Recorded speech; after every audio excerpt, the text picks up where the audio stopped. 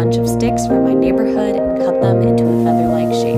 This is actually inspired by an anthropology light that cost $750, but I figured I could make it with stuff I already have. I have a ton of plastic that comes in canvas packs from the craft store, so I use them to make butterflies. If you want to make this into a light, you can add fairy lights behind it, but I love it as is. The full tutorial's on my YouTube, so feel free to head over there to check it out, and be sure to follow along for more upcycles. I made this wall